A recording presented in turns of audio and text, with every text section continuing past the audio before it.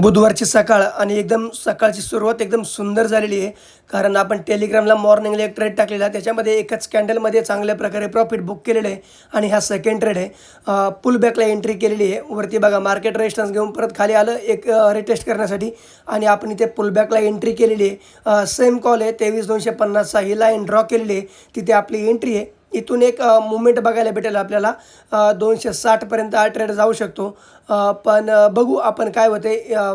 700-800 रुपये आपल्याला लॉस दाखवत आहे. आपण याला होल्ड करू. प्रॉपर टार्गेटसाठी किंवा ₹10चा एस-एल असणार आहे.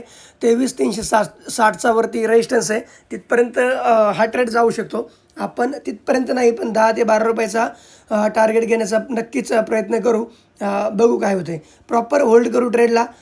मस्त मूवमेंट आपल्याला बघायला भेटेल. इथून मला असं वाटतं आहे तरी ब्रेकआउट होऊ शकतो. ब्रेकआउट झाला तर एक चांगली मूवमेंट आहे, ती आपण कॅप्चर करू शकतो. आणि अशा मूवमेंट कॅप्चर करायला खूप भारी वाटतं. स्टॉप लॉस गेला तर कधी माइंडसेट खराब होतो, पण ठीक आहे.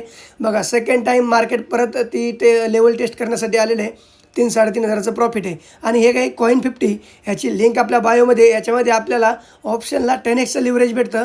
जर कुणाला लिंक नाही भेटली तर मला मेसेज करा, मी तुम्हाला लिंक देईल.